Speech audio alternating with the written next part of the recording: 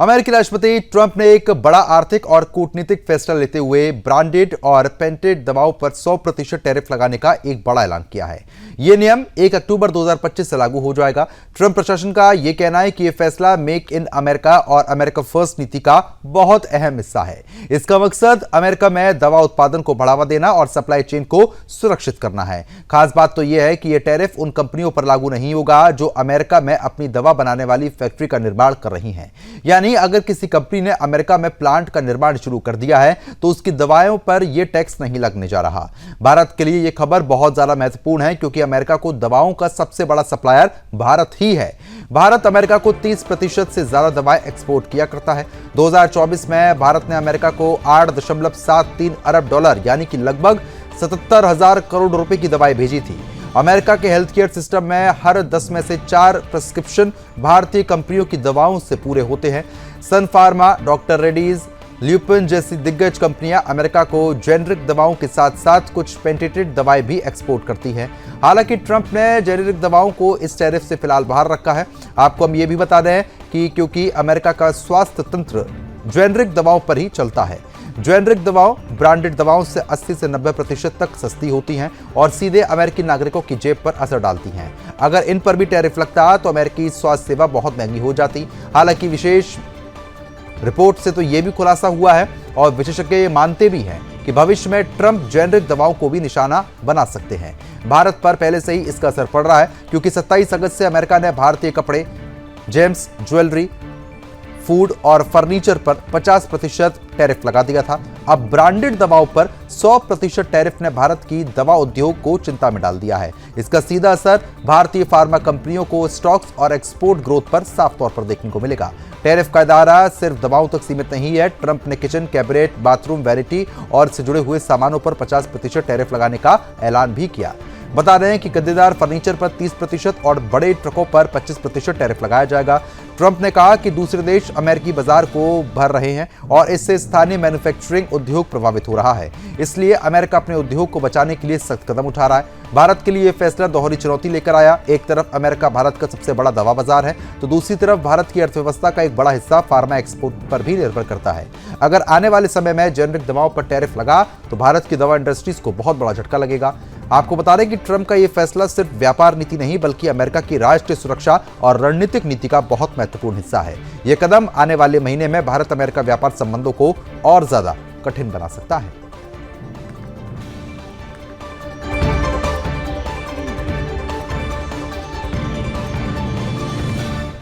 अब आगे बढ़ते हैं। यूरोपीय संघ EU यानी कि भारत का दूसरा सबसे बड़ा व्यापारिक साझेदार है और दोनों के बीच आर्थिक सहयोग लगातार मजबूत हो रहा है। 2024 में भारत और EU के बीच कुल व्यापार 120 अरब यूरो करीब 10.7 लाख करोड़ रुपए तक पहुंच गया था, जो भारत के कुल व्यापार का 11.5% हिस्सा है। वहीं भारत यूरोपीय संघ का 9वां सबसे बड़ा व्यापारिक साझेदार है जो EU के कुल व्यापार का 2.4% हिस्सा रखता भी है। ऐसे समय में जब दोनों पक्ष मुक्त व्यापार समझौते को लेकर बातचीत आगे बढ़ा रहे हैं, इटली ने इसका पुरजोर समर्थन तक कर दिया। न्यूयॉर्क में संयुक्त राष्ट्र महासभा सत्र के दौरान इटली के उप प्रधानमंत्री और विदेश मंत्री एंटोनियो ने भारत के विदेश मंत्री एस जयशंकर और वाणिज्य और उद्योग मंत्री पीयूष गोयल से मुलाकात की। इस बैठक में आपको बता दें उन्होंने भारत और यूरोपीय संघ के बीच FTA को जल्द से जल्द अंतिम रूप देने की जरूरत पर बल दिया।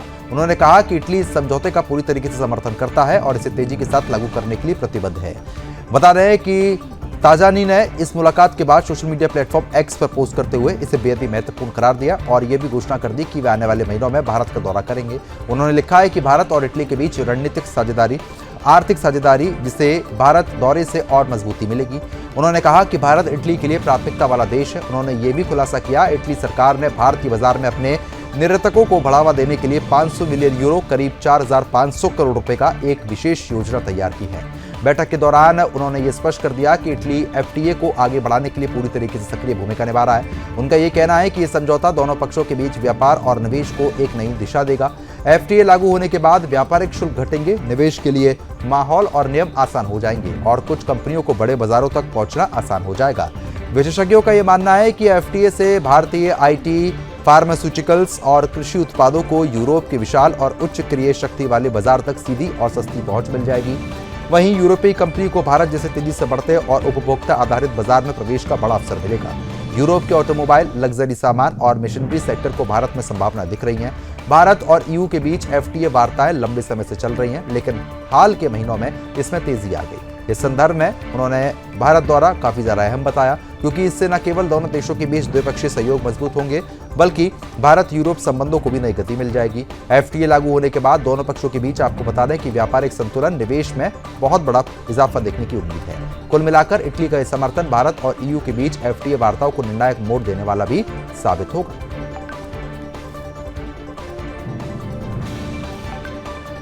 रूस के साथ लगभग 4 साल से जारी युद्ध के बीच यूक्रेन के राष्ट्रपति जेलेंस्की ने एक अहम घोषणा कर अंतर्राष्ट्रीय राजनीति में बहुत बड़ी हलचल मचा दी है। जेलेंस्की ने यह साफ कर दिया है कि रूस के खिलाफ जंग खत्म होने के बाद वे राष्ट्रपति पद छोड़ने को तैयार हैं। उनका यह कहना है कि उनकी प्राथमिकता सिर्फ युद्ध को समाप्त करना है, सत्ता में बने रहने की कोई महत्वाकांक्षा नहीं है। अमेरिकी न्यूज वेबसाइट को दिए गए इंटरव्यू में जेलेंस्की ने कहा कि उनका इरादा युद्ध के बाद अपने देश का नेतृत्व जारी रखने का नहीं है। अगर रूस के साथ सीजफायर होता है तो वह यूक्रेन की संसद से तुरंत चुनाव कराने का आग्रह करेंगे। अब उनसे यह पूछा गया है कि क्या युद्ध खत्म होने के बाद वे अपना काम पूरा मानेंगे, तो उन्होंने कहा, मेरा मकसद जंग खत्म करना है, ना कि पद के लिए भागदौड़ करना।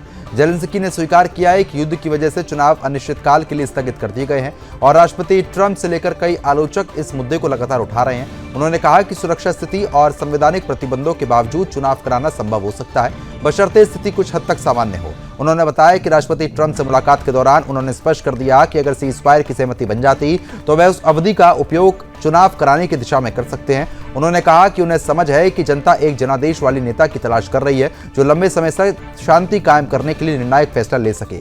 जेलेंस्की 2019 में बड़े जनादेश के साथ राष्ट्रपति चुने गए थे। सामान्य परिस्थितियों में उनका कार्यकाल मई 2024 में समाप्त हो जाना चाहिए था, लेकिन रूस के साथ छिड़ी जंग ने स्थिति पूरी तरीके से बदल दी। बता दें कि युद्ध की शुरुआत महीनों में उनकी लोकप्रियता करीब 90% तक पहुंच गई थी। फरवरी 2025 में ट्रंप ने दावा किया कि यह घटकर मात्र 4% रह गई है। हालांकि हालिया सर्वे ये बताते हैं कि उनकी लोकप्रियता अब 60% से ऊपर है। यूक्रेन के संविधान के मुताबिक मार्शल लॉ लागू होने के दौरान चुनाव कराना पूरी तरीके से प्रतिबंधित है। ये कारण है चुनाव स्वयं स्थगित हो जाते हैं। अगर जेलेंस्की संसद में चुनाव कराने के विधेयक लाते तो उनकी पार्टी की बहुमत स्थिति को देखते हुए ये आसानी से पास हो सकता था। हालांकि असली चुनौती रक्षा की होगी। आपको बता दें कि फिलहाल यूक्रेन का लगभग 20% हिस्सा रूस के कब्जे में है और लाखों यूक्रेनी लोग विस्थापित हो चुके हैं। युद्ध क्षेत्र में चुनाव कराना रसद और सुरक्षा की दृष्टि से बेहद कठिन होगा। साथ ही अगर मॉस्को इस प्रक्रिया में बाधा डालने की कोशिश करता है तो पूरा देश रूसी हमलों की चपेट में आ सकता है। जेलेंस्की का यह मानना है कि अगर सीजफायर की स्थिति बनती है तो इस दौरान तुरंत सुरक्षा इंतजाम कर चुनाव कराए जा सकते हैं। उन्होंने कहा कि मुझे लगता है कि सीजफायर के दौरान सुरक्षा व्यवस्था हमें चुनाव कराने की संभावना दे सकती है। ऐसा हो सकता है। जेलेंस्की ने बार बार दोहराया कि उनका मकसद सत्ता पर बने रहना नहीं है, बल्कि युद्ध को खत्म करना, यूक्रेन में स्थायी शांति लाना है। उनका कहना है कि यदि चुनाव होते हैं और लोग नया नेतृत्व चुनते हैं तो वह पद छोड़ने के लिए तैयार हैं।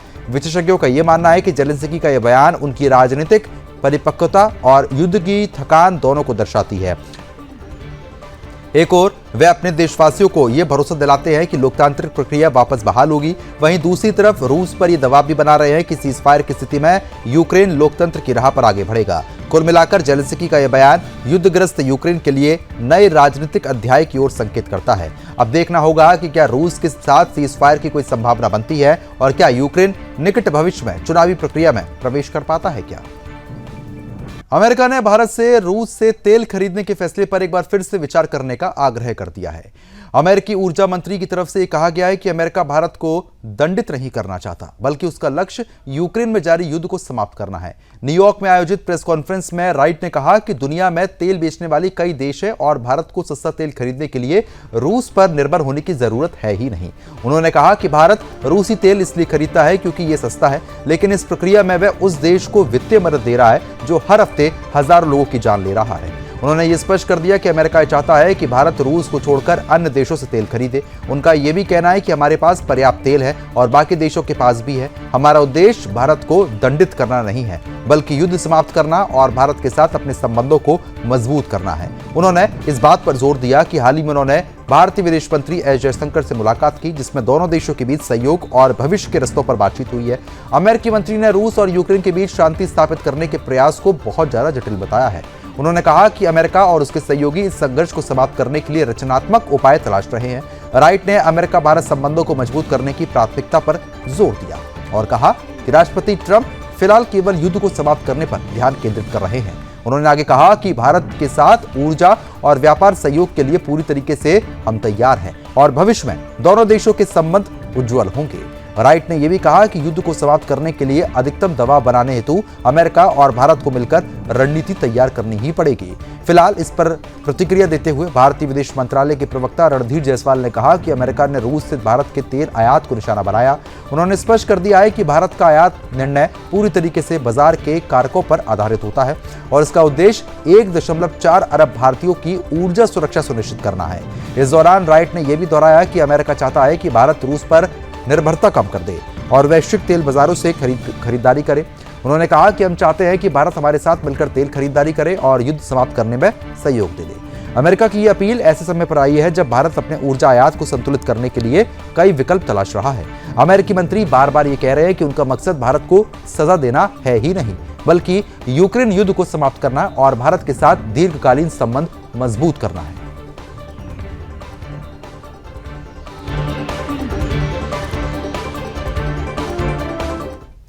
ऑपरेशन सिंदूर की हार के बाद पाकिस्तान को एक बार फिर से अमेरिकी राष्ट्रपति ट्रंप के दरवाजे पर काफी बार झुकना पड़ रहा है।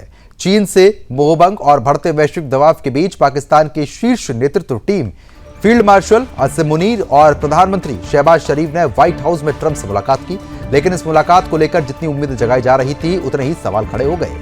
वजह है, बैठकों के बाद कई घंटे बीत जाने के बाद भी व्हाइट हाउस की तरफ से कोई तस्वीर या वीडियो सार्वजनिक नहीं हुई, जो सामान्य अमेरिकी परंपरा से अलग होती है। गुरुवार को हुई इस त्रिकोणीय बैठक के बाद आपको बता दें कि आधिकारिक ब्यौरा बहुत सीमित रहा। व्हाइट हाउस किसी भी राष्ट्राध्यक्ष या शीर्ष प्रतिनिधिमंडल के साथ राष्ट्रपति की बैठक से पहले तस्वीर जारी करता है। कभी कभी बैठक के बाद संयुक्त प्रेस कॉन्फ्रेंस या कम से कम फोटो आपको बताने की जो खींचे जाते हैं उनको अपलोड किया जाता है। यही नहीं, ट्रंप अक्सर मीडिया के सामने अनौपचारिक बातचीत करते हैं, लेकिन पाकिस्तान के मामले पर यह परंपरा टूट गई। न तस्वीर, न वीडियो, न ही कोई आधिकारिक बयान। इस चुप्पी ने अमेरिकी और पाकिस्तानी मीडिया दोनों में तरह तरीके की अटकलों को अब जन्म दे दिया। गौरतलब है कि इन दिनों ट्रंप ने तुर्की के राष्ट्रपति रजब तैयब एर्दोगन से मुलाकात की थी, जिसकी तस्वीरें और बातचीत के वीडियो तुरंत जारी हुए, लेकिन पाकिस्तान के नेताओं के साथ हुई मीटिंग पर यह पारदर्शिता न होने से रहस्य और ज्यादा गिरा गया। पाकिस्तान के प्रधानमंत्री कार्यालय ने सफाई देते हुए कहा कि मुलाकात बहुत अच्छे माहौल में हुई। बैठक में अमेरिकी उपराष्ट्रपति जेडी वेंस, विदेश मंत्री मार्को रूबियो भी मौजूद थे। पीएमओ ने यह माना कि बैठक आधे घंटे की देरी से शुरू हुई, जिसकी वजह अमेरिकी राष्ट्रपति की व्यस्तता रही है। तो फिलहाल अभी के लिए सिर्फ इतना ही। नमस्कार।